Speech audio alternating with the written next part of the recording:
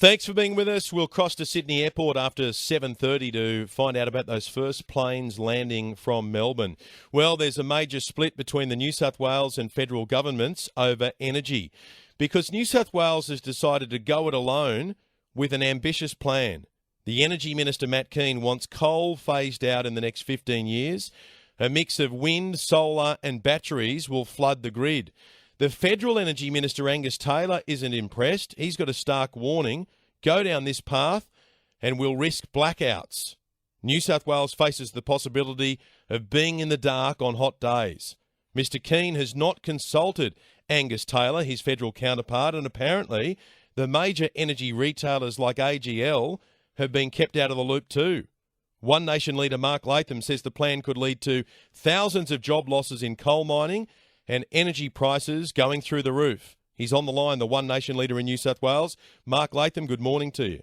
Yeah, g'day, Ben. Good to be with you. You've proposed about 250 amendments to this idea, which sounds like it needs a lot of work. Yeah, Ben, the stakes are high. You've got Matt Keane not even consulting with the Federal Energy Minister in Canberra, his own colleague, not sharing the modelling.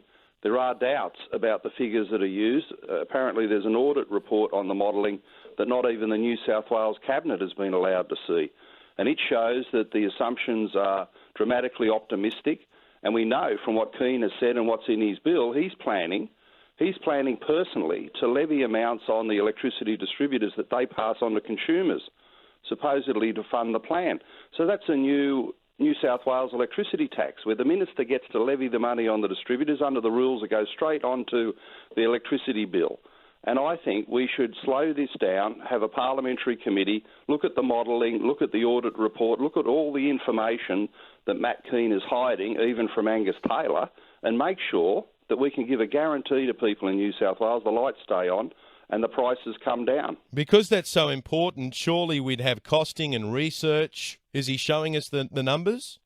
No, he's not, Ben. And I've tried several times in the upper house to call for papers, the equivalent of an FOI, and it was blocked by a coalition of Liberal, National and the Greens. They voted it down. I tried to have a committee that would look at all the data, all the information, put it on the table. That was voted down by National, Liberal, Labor and the Greens. So the people who believe in the renewables religion and want to underwrite this plan by jacking up electricity prices in New South Wales, they've got a lot to hide, and at the moment they are hiding it. So under this plan there are no fixed limits on power prices, so who's going to end up paying the gap? Consumers, right? Absolutely. It's there in black and white. Matt Keane's repeated that in the Financial Review today. He's got unlimited power to levy the money on the distributors. It's passed straight on to consumers. The power bills go up. And I've looked at some of the costs involved. You know, Anthony Albanese has said just for transmission costs alone, it's $20 billion, and most of that in New South Wales. So we're talking huge amounts of money and probably power bills going up by $100 a quarter. Now, unless the minister can show us the data against that, then why would anyone fly blind? Why would we as a parliament rush into this without all the available information and fly blind against the possibility of blackouts and massive price increases? There's a figure of $32 billion needed when it comes to investment. Where does that figure come from? Well, it's in the modelling, and the audit report apparently says that's based on very dramatic, optimistic assumptions. Now, let's get that on the table and have a look at it. But what we do know, Ben, is that the roadmap announced by Minister Keane has been out there for 2 weeks, and all we've heard so far is disinvestment. All we've heard so far are companies like AGL saying, hang on, we're not going to be going into renewables and storage as much as we previously planned. They've put their battery farm at Liddell on hold. They've put their plans for a gas peaking plant in Newcastle on hold, and maybe also one in the Shoalhaven from a different company is on hold. So we haven't seen any new investors, haven't been any photos there of Matt Keane and Gladys Berejiklian welcoming the new investors in the sector. It's people at the moment saying they'll take their money out.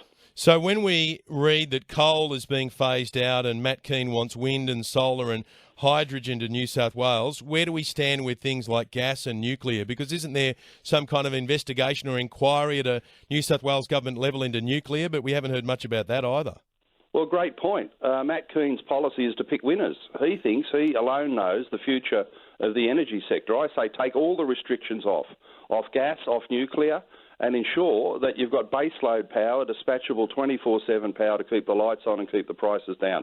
Now, why are we picking winners? Every time governments pick winners for centuries gone by, it's been an absolute disaster, and in the end, the consumers, the households and the businesses bear the cost as these things collapse. So we'd be much better off with a policy actually recommended by the New South Wales Productivity Commissioner of what they call technological neutrality. Don't pick winners. Allow all the sectors to flourish instead of picking out renewables, underwriting their profits, and doing that at the expense of higher electricity bills. We know that One Nation, the shooters and fishers, are opposed to the bill, but there seems to be a cosy relationship between the Coalition, Labor and the Greens on this policy, Mark. Yeah, absolutely. This is the Renewable Energy Coalition, where people who believe in this secular religion, it's an article of faith for them. They've deluded themselves into thinking they can end the so-called climate wars in Australia by destabilising the national energy market. And the work behind the scenes, where Matt Keane has been working with Adam Searle, the Labor shadow spokesperson, David Shoebridge, the leader of the Greens, they've been working on this for months, and they've locked out others in the parliament. And we're the last line of defence in the upper house, basically saying we're not going to tick off on something that is flying blind at the expense of people and jobs in New South Wales. We want proper processes. You know, Ben, in the New South Wales upper house, a tree frog has only got a fart, and we have a parliamentary committee to find out why. This is the whole future of the energy sector and jobs in New South Wales, and they won't have the committee that's commonplace in other areas. It's a stitch-up, it's a cover-up, and we're going to oppose it right down to the last vote. We're talking to the One Nation leader in New South Wales, Mark Latham. Mark, you've got a pretty good nose when it comes to smelling the political mood. Just on borders and Queensland and WA, we still don't have a clear answer from Anastasia Palaszczuk about what's going to be happening with people from New South Wales reconnecting with their loved ones in Queensland. Same goes for WA. What do you expect she'll do there as far as the border's concerned? Well, who knows? She's got no consistent policy. She's got no clear strategy. It all seems to be bravado and politics, some dispute with Gladys Berejiklian. Meanwhile, people in real life, in real households, are suffering. And the suffering for these border communities has got to end. It's got to end because a lot of this is now inhumane, Ben, to the point where people can't see their loved ones in the worst of circumstances. People die and they can't pass on their last hug, their last kiss, their last expression of their emotion and feelings. And, you know, what sort of society are we now at the point where those things are being denied to people in the worst of circumstances? Well, I'm told by Clinton Maynard in our newsroom the first Qantas flight from Melbourne has just landed in Sydney, so at least Victoria and New South Wales is connected once again. But what's wrong with Palaszczuk? It's a disgrace, isn't it? Well, that's the thing. And well, also Mark McGowan as well can't be left out of this because the state election there isn't until next year. So what's going to happen there with people from New South Wales wanting to reconnect with mums, dads and grandparents and children in the West? I'm guessing they've got to wait until next year. Yeah, no, it's shameful, but this is what they've decided. And I think one of the problems is the National Cabinet hasn't developed national guidelines for how these borders should be opened and closed. There should be a clear national policy, and I think that's been a huge failing. All right, keep up the fight on power prices and keeping the lights on. We'll talk to you soon. Thanks, Ben. Cheers. Mark Latham, the One Nation leader in New South Wales.